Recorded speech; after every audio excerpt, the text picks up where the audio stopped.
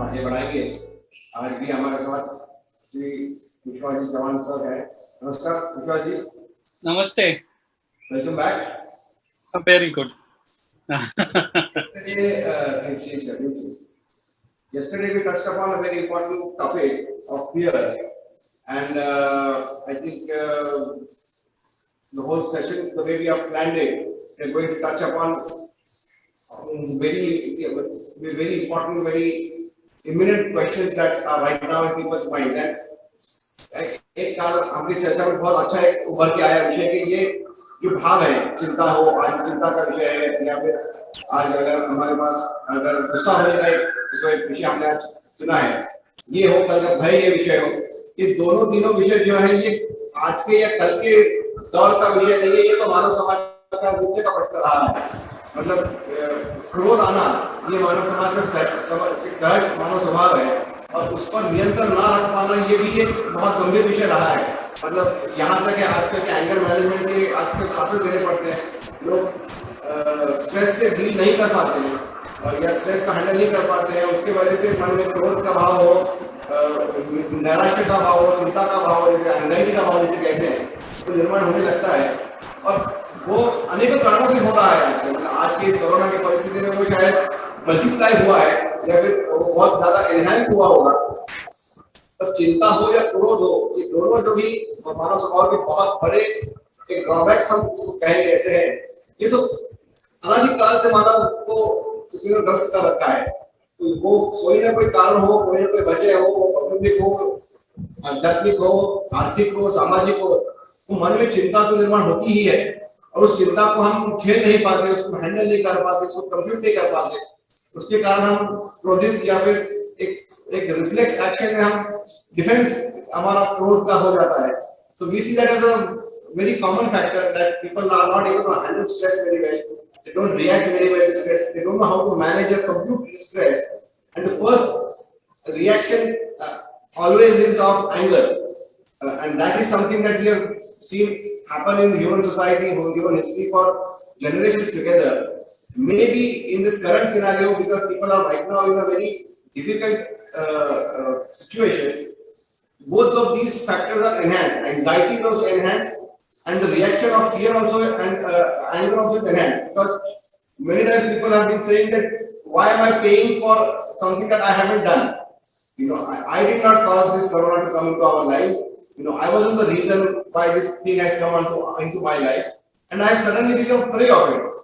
और मैं या मेरा प्रियजन हो उसका अगर शिकार होता है, तो उसकी एंजाइटी होना और उस एंजाइटी के बाद में उसमें परिवर्तन क्रोध में होना बहुत सहज स्वाभाविक है। और ये काफी बार हमने देखा है, जो लोग इन्फेक्ट हुए हैं या फिर जिन्होंने कोई लोग जिन्होंने अपने प्रियजन में खो दिया है इस भयंकर परिस्थिति में, तो उनके क्रोध का भाव है, चिंता का भाव है, एंजाइटी का भाव है, ये तो बहुत उभर के आया है। आप कैसा देखते हैं इस पूरे विषय? पहले तो सबको प्रणाम. I think very good evening to all of you, and thank you very much that we are on day 2. Just few minutes back, I went through a moment of anxiety because there was a pre-monsoon shower here. Okay. And I thought with a pre-monsoon shower, two things can happen: the electricity can go, and network connection can go. So, being anxious or being angry, Right. you should not consider that as a disease. It is to be considered as a normal, and normal for a modern man especially. Because let's look at what is anger. Anger is nothing but frustrated energy. Okay.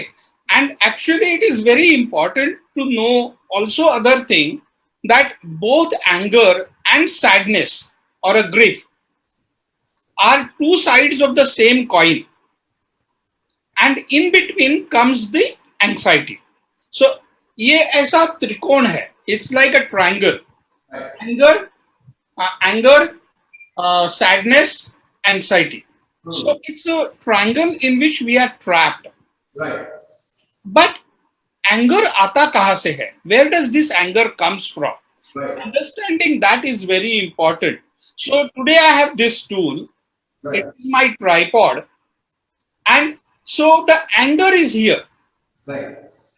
that means anger comes from you, the core. Yeah. But what causes this anger? The anger is caused by ego. And this ego is actually built by the society. Right. When I was born, I was pure. I was fearless. So I had no anger, I had no frustrations, I had no anxiety. Right. But as I grew older, the ego started building around me. And Right. it is the hurting that ego actually causes the anger or anxiety or a sadness. So, anger, anxiety, sadness does not belong to you because it is not your original core. Right. So, as you get the angry, excited, or sad, you can also drop it out. So, it's possible. So, the good news is that it is possible to overcome your anger, your attack of anxiety, and your phase of sadness or frustration. Right. Again, anger to a certain degree is good, Right. but it is good, Right. as you rightly said, कि छोटे छोटे चीजों पे angry होना is not good for your health, it's not good for societies health. But anger जो महात्मा गांधी जी को आता था, एंगर जो मदर टेरेसा को आता था, नेल्सन मंडेला को आता था, कि they used to be angry for a larger cause. Right. Mahatma Gandhi ji को एंगर आया, एंग्री हुए, तभी तो जाके स्वतंत्रता की मूवमेंट एक नए फेज में आई, हम फ्री हुए. मदर टेरेसा को आया, सो हीलिंग जिसकी हम बात कर रहे हैं इस पूरे वीक में, she became the new age mother that could heal thousands and millions of people. So anger बड़ी चीजों में आना is good, but problem is when you get angry on petty things. And I would request कि if you watch a person who is angry, even if he is eating vegetarian food, he will eat it as if he is chawing somebody.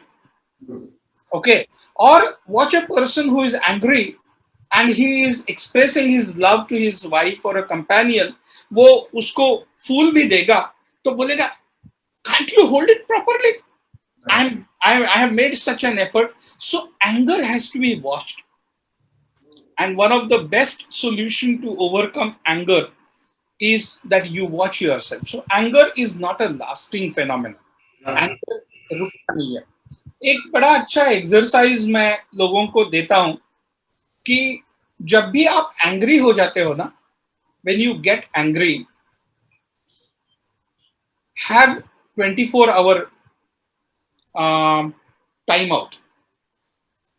If suppose I'm in front of you and for some reason one of us is angry at one of us, then I would, rather than responding in anger, I would say, I'll come back tomorrow and answer your questions. Now, when I go back, you are getting time to think about why did I become angry? I'm getting time to think about why did he become angry? And that time out situation is very important. So one of the very practical tool is to actually have a time out. And there is also another exercise is actually to go and do the pillow fight. Okay. When you become angry, instead of expressing it, go back to your room and talk loudly. Talk to your pillow, because no matter what you do to the pillow, nothing is going to happen to the pillow. But it's actually going to help you to overcome or release your frustrated energy. So anger has to be transformed. Sadness has to be transformed. And that is why if there is something happening in the house, say somebody passed away, people ask, people request, ki please cry, let vent out your sadness, because that energy, if it is suffocated, it will blast. And therefore in sadness, we often ask them, talk to the person who is grieving, and try to take out as much as that suppressed energy from his or her mind, or his or her own being. So therefore, anger and sadness are like yin and yang. Those who understand the Vedic life of energy transformation. So anger is in, it is male. It's therefore it's being expressed. But sadness is like a yang. It's a female. But they both coexist. But they both don't belongs to you. So I guess if we can work out on three of our lower chakras, Okay. Muladhara, Swadhisthana, and Manipura. I mean, I often jokingly say, जिनका पेट बहुत बड़ा है ना, उनका ego बहुत बड़ा है, because it's bloated. You were not born with that bloated stomach. So, therefore, sitting on to meditation is very important, as we have been talking about. So, probably I'll stop here, and then probably we'll have some more of your thoughts about the anger, frustration, and sadness system. ये मतलब मेरा विचार ऐसा था, इसमें अंततः मानव एक ऊर्जा का बिंदु है, और वो ऊर्जा के वाहन का एक चक्र है, मतलब बाह्य ऊर्जा और हमारे भीतर का चैतन्य, इसका एक्सचेंज, मतलब यही तो जीवन है। हमारा आंतरिक ऊर्जा को हम सृष्टि से ऊर्जा लेकर, अन्न हो, पानी हो, हवा हो, इस ऊर्जा को लेकर हमारे जीवन को, हमारे जीव को हम जीवित रखते हैं। और हमारा जो ऊर्जा चक्र है, वो वैश्विक ऊर्जा चक्र में हम अगर एक संग नहीं करते हैं तो हम हमारा अस्तित्व ही नष्ट हो जाता है। तो इसमें जैसे आपने बहुत अच्छा कहा कि अंततः कोई भी अगर एक मानवीय स्वभाव है, मानवीय भाव जो है, वो अहंकार से निकला है। वो अगर अहंकार से अगर उसका उत्पत्ति अगर हुई है भाव की, वो नकारात्मकता की ओर जाएगा। मतलब आपका ऊर्जा चक्र अगर कहीं पे अगर रुका हुआ है, कहीं बाधित है, और वो अहंकार अगर उभर के आ रहा है, ऊर्जा को बाधित कर रहा है, तो जो भाव निकलेंगे वो भी नकारात्मकता ही निकलेंगी। तो उसमें से आपने कहा कि फूल देना हो, वो भी हम लोग विचित्र भाव से देंगे। प्रेम दर्शाना हो, वो भी असुरी भाव से प्रेम दिखाते हैं। काफी बार मैंने लोगों को देखा है कि उनका प्रेम जो होता है वो भी इतना विलक्षण तीक्ष्ण होता है कि वो सहन करने की कितने लोगों को क्षमता नहीं होती है। उसके कारण भी लोगों में क्रोध या फिर चिंता बढ़ी कि मुझे कोई समझ ही नहीं सकता। तो वो एक विचार होता है लोगों के मन में कि मुझे कोई समझ नहीं सकता, कि मेरा स्वभाव ही चिड़चिड़ा है, तो मैं जैसा हूं मुझे एक्सेप्ट क्यों नहीं करते आप।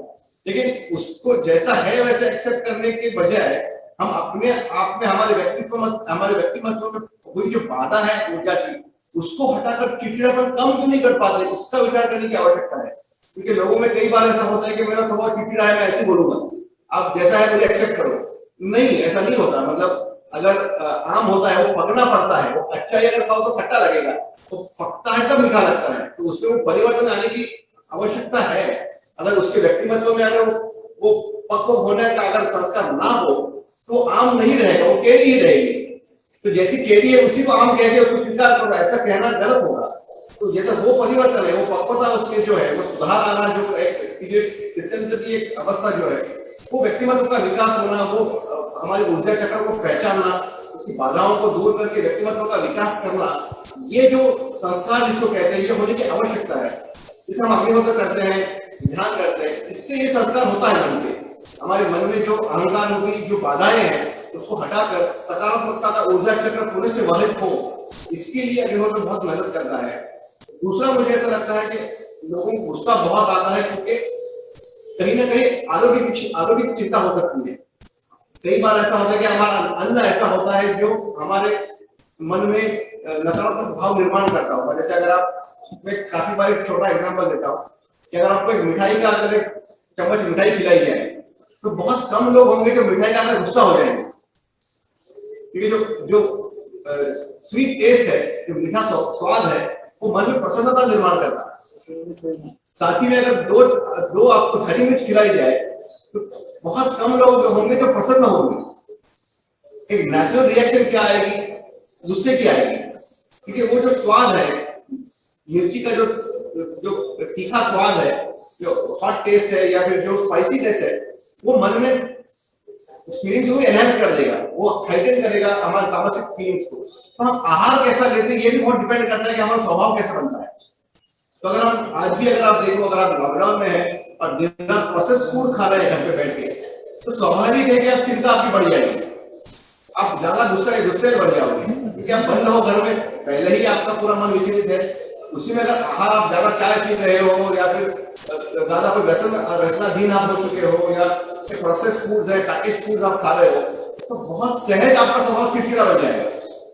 ये भी एक कारण होता है। काफी बार मैं लोगों को देखता हूँ क्या उनके दैनंदिन जीवन में जो एक वो लाइफस्टाइल फॉलो करते हैं, स्पेशली फूड का जो एक कंपोनेंट होता है, अन्न का जो एक भाग होता है, वो ठीक नहीं होता है, वो गलत आहार विहार लेते हैं, इसके कारण स्वभाव दोष बन जाता है। तो अगर आप छोटे छोटे भी बदलाव अपने आहार में करने शुरू कर दें, जैसे हरी मिर्च खाना कम कर दो, तब अपने आप देखोगे कि महीने भर में आपका स्वभाव थोड़ा थोड़ा थोड़ा चिड़चिड़ापन कम हो जाता है।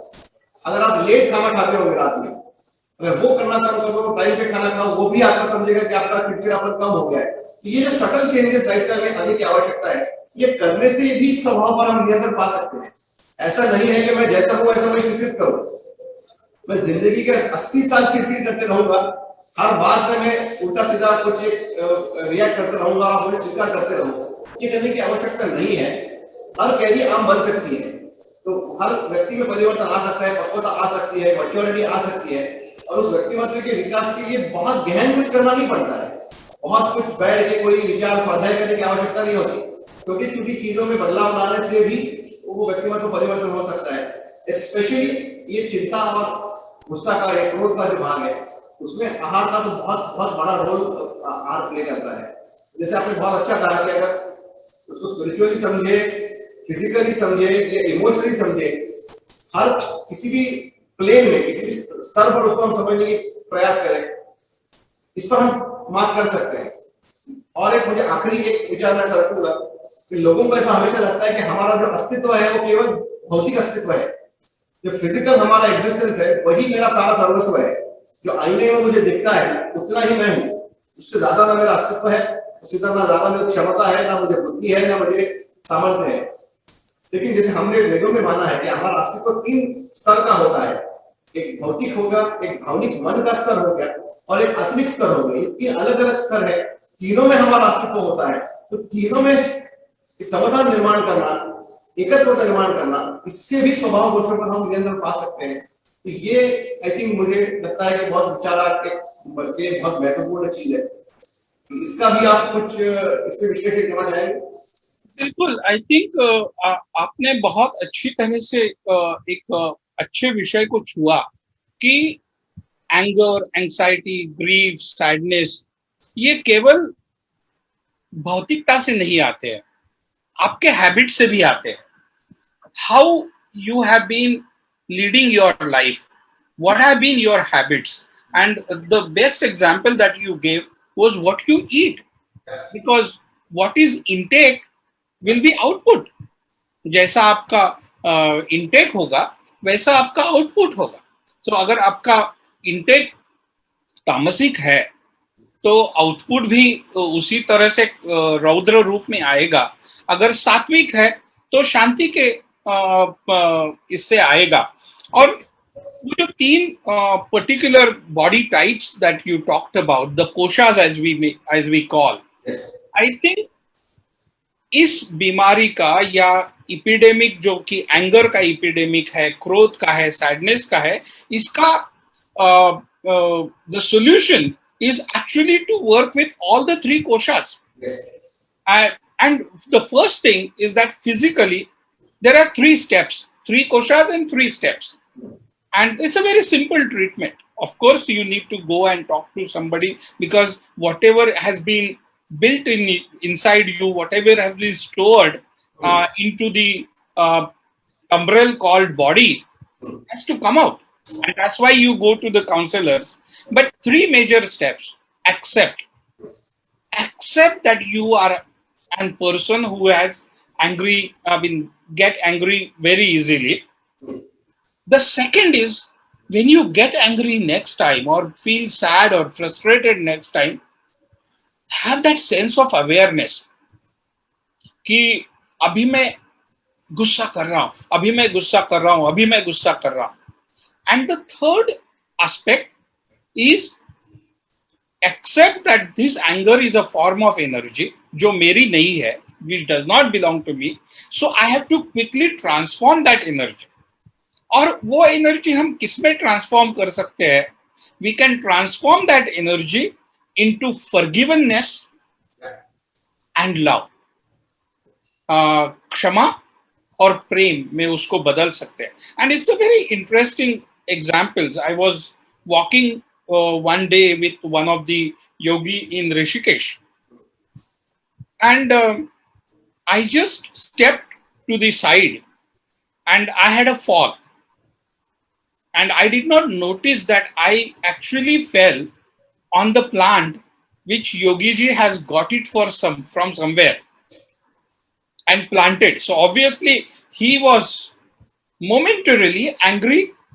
Why the heck you can't look and walk properly?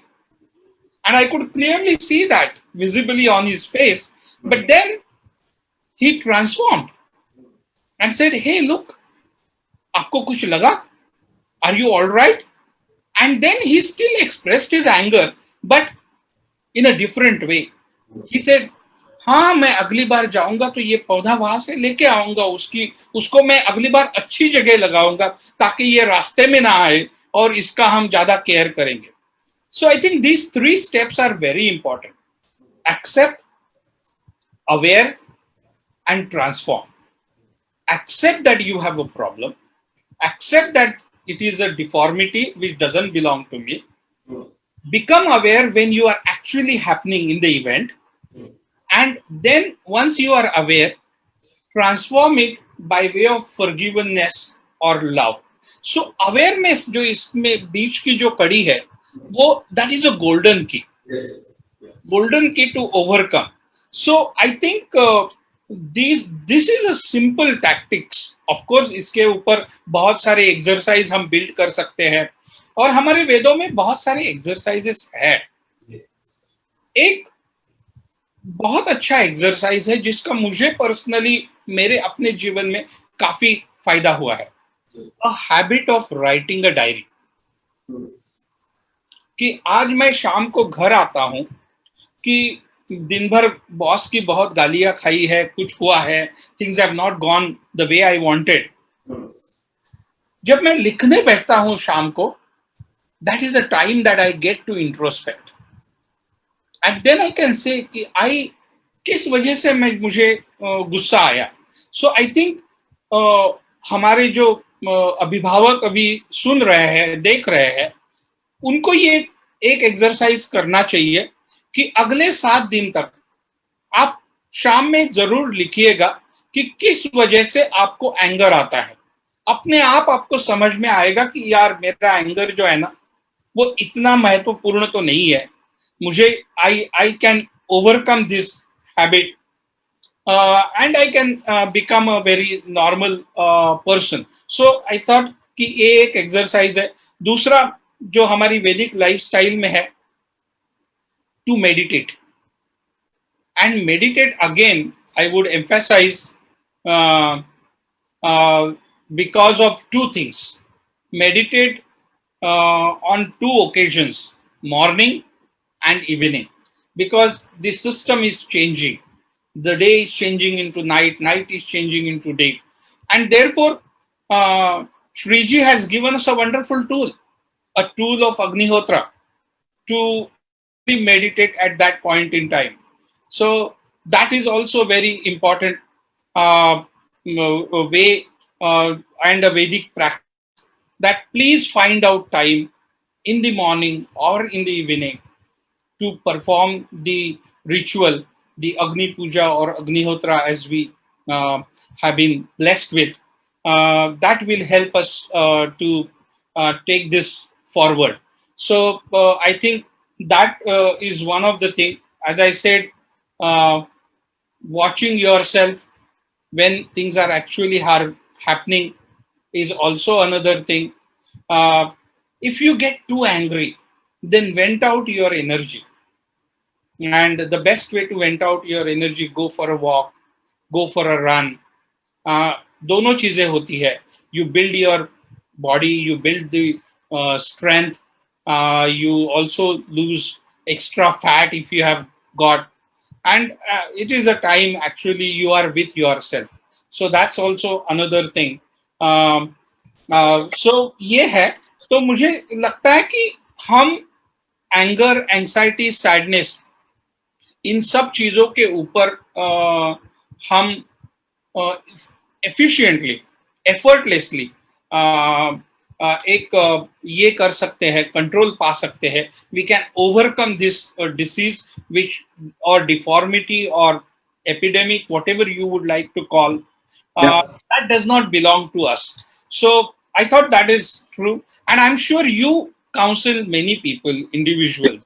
So you must also be having some tips other than the ones that you have already shared. So maybe one or two tips from you would be great to before we go and give our daily mantra. आपने बहुत अच्छा कहा कि awareness की बात की थी आपने कि मुझे अवेयर होना चाहिए कि ये मेरा रिएक्शन क्यों आ रहा है, why am I reacting in particular वे.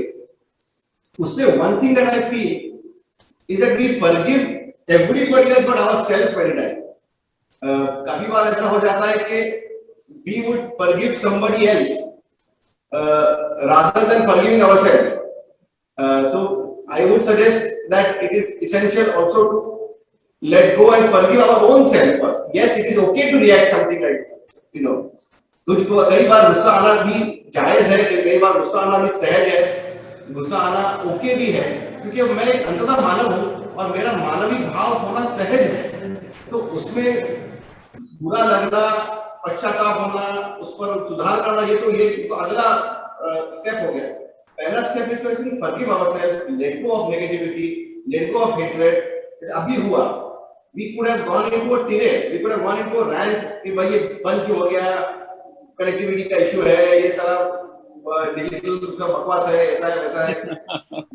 कई बार सिचुएशन हमारे हाथ में नहीं होती है. Correct. This is a larger issue. The world is a big place, बहुत बड़ी है दुनिया, उसमें बहुत छोटे से हैं हम.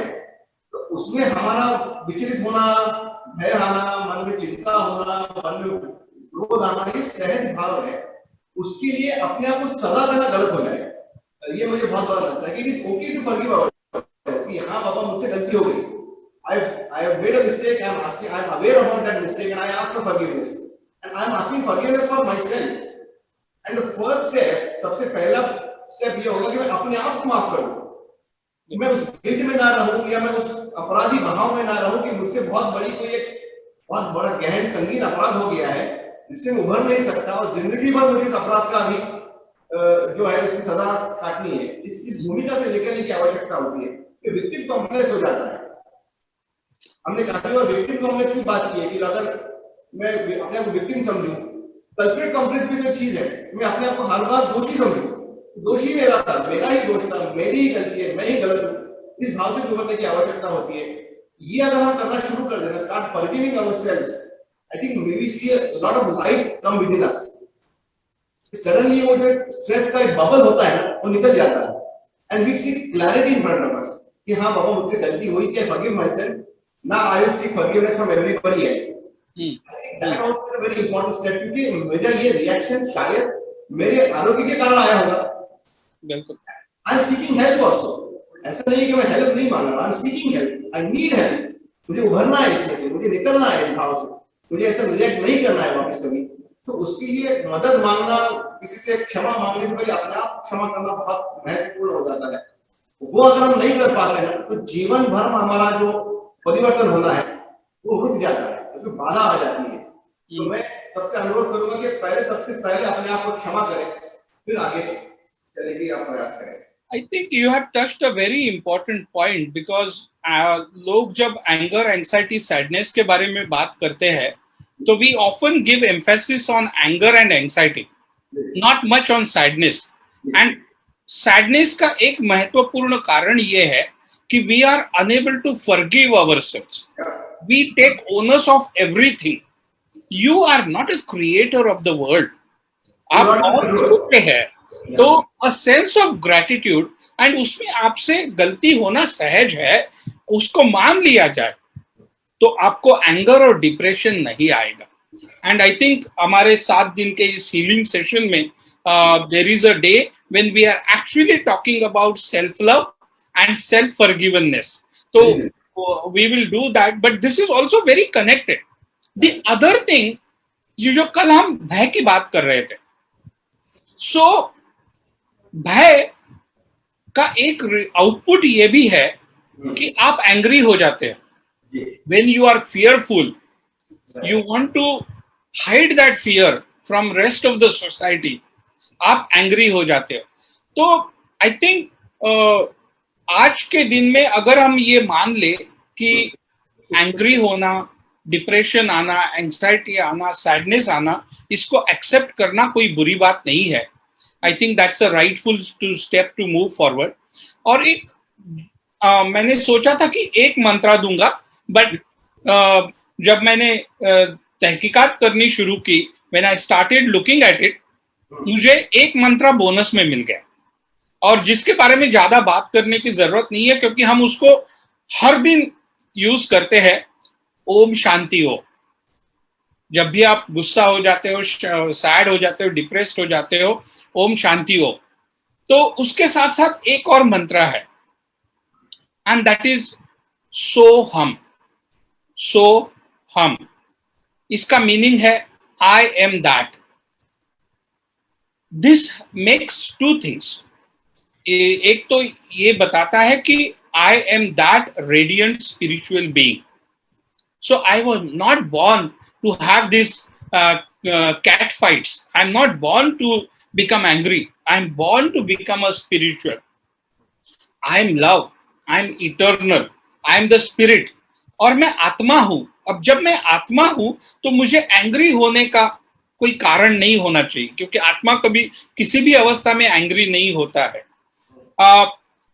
इसके 2-3 ये पर्टिकुलर मंत्रा का उच्चारण इसलिए भी इंपॉर्टेंट है कि जब आप when you become angry, the first thing that is affected is your breathing, is your pulse, is your BP, is your heart rate.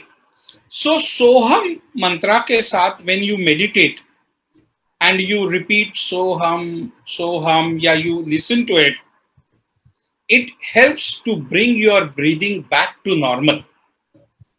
So it's good for breathing, because so is inhalation and hum is exhalation.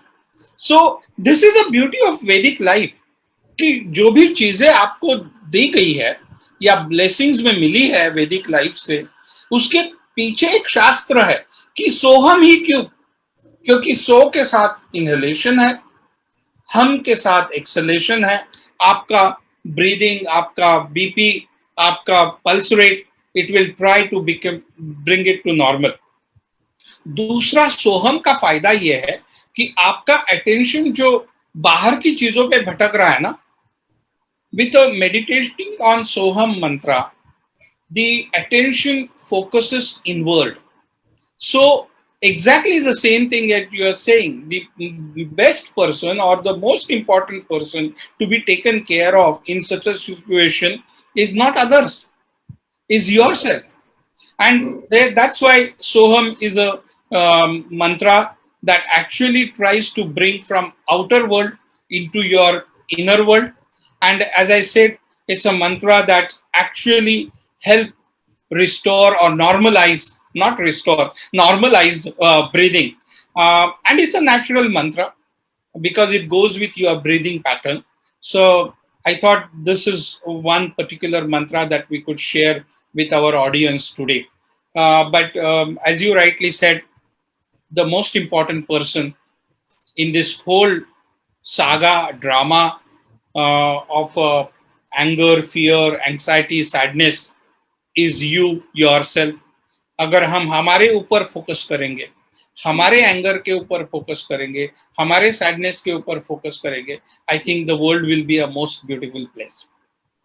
Very, very well put, sir. I think you have elaborated and you have touched upon very important and key points.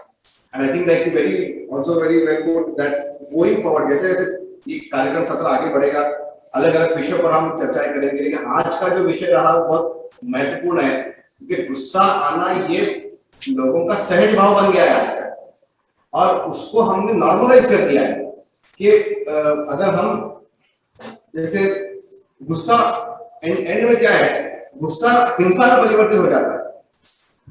तो हमने गुस्से को normalise कर दिया तो धीरे धीरे हिंसा को भी नॉर्मलाइज कर देंगे। वेरी तो बहुत घातक हो जाएगा कि अगर मुझे गुस्सा आ जाता है और मैं किसी को चाटा मार देता हूँ तो वो ठीक है। और आप बिल्कुल सही कह रहे हैं कि गुस्से को अगर हम नॉर्मल कर दिया तो हम हिंसा को नॉर्मलाइज करेंगे। और उसका एक अच्छा उदाहरण है सोशल मीडिया, ट्विटर, कि कोई कुछ लिखता है, यू फील कि मुझे रिस्पॉन्ड करना है, as if the world is your responsibility. हाँ, you can stay without it. And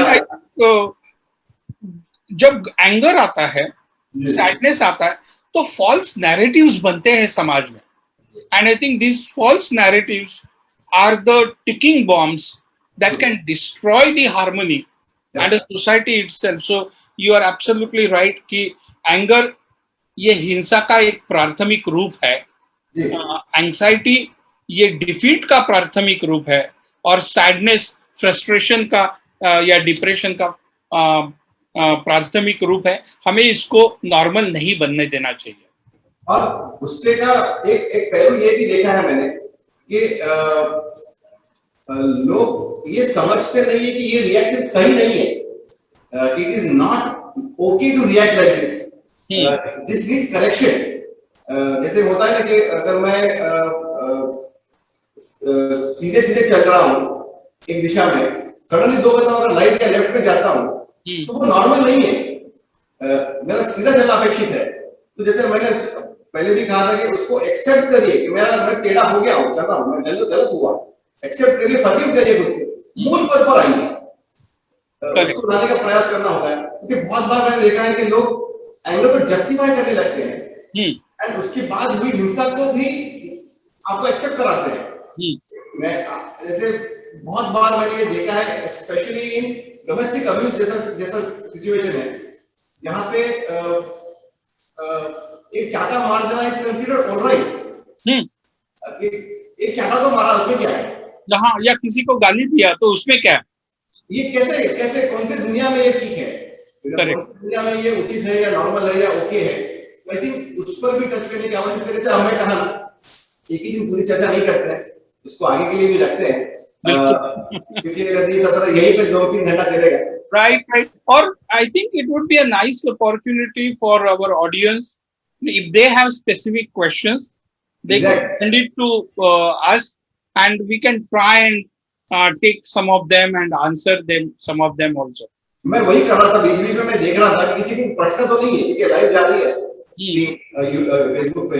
मैं वही चेक कर रहा था कि किसी को कोई प्रश्न हो तो डाले उसमें, कि हम चर्चा कर रहे हैं, किसी को कोई बिंदु डालना है, कोई नया पॉइंट डालना है, कोई नया एंगल उस पर चर्चा को देना है, तो अवश्य मैं सबसे अनुरोध करूंगा कि आप नीचे कमेंट में डालते रहे।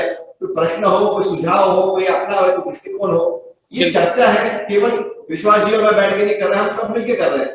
तो हम दोनों तो, क्योंकि मैं सबको लेकर अगर सेशन में आ जाऊंगा तो ये चर्चा होगी नहीं, वो विवाद हो जाएगा। तो हम लोग संवाद करते रहेंगे, किसी को सुझाव आता है तो हम उसको जरूर इंक्लूड करेंगे। बिल्कुल। और यही तो जब हमने डिस्कस किया था पिछले हफ्ते, तो यही तो था कि हमें संवाद प्रस्तापित करना है, क्योंकि संवाद से ही हीलिंग होगा। समाज से जख्म जो हुए हैं वो व्यक्तिगत तौर पर या सामाजिक तौर पर या राष्ट्रीय तौर पर, वो हम अच्छे तरह से हील कर पाएंगे। So once again I would take opportunity to thank you for taking a lead, and will continue for sure. Thank you so much, आपका बहुत बहुत आभार कि आप दूसरे दिन भी हमसे जुड़ते रहे। और मैंने कहा कि हम 6 दिन आगे हैं, हम लोग हर विषय पर, हर पहलू पर उसका जितना हो सके सारे उसके एंगल्स पर हम जाने का प्रयास करेंगे, क्योंकि वो महत्वपूर्ण हो जाता है। एकांगी विचार करना युक्त नहीं होता, बहुआयामी विचार करना आवश्यक होता है, और वो चर्चा से ही, संवाद से ही वो आयाम नजर आते हैं। एक ही दृष्टिकोण से अगर सोचता रहूंगा तो मैं अंततः अंधकार में पहुंचूंगा। तो हम बातें करते रहेंगे, जुड़ते रहेंगे साथ में। जैसे मैंने कहा, आप अपने सुझाव, लोगों के पास कुछ है तो प्रश्न है, तो अवश्य इसमें लोग अपना जो हमारे वक्ता है परिवार है, जो हमारे सारा अंगों परिवार है, उसमें डालते रहे, उसका भी हम लोग यहाँ पे इंक्लूजन करेंगे और आने वाले दिनों में इस चर्चा को आगे बढ़ाएंगे। विश्वास जी, बहुत बहुत आभार आपका जुड़ने के लिए, और कल फिर आपसे बात करेंगे। धन्यवाद। Thank you very much.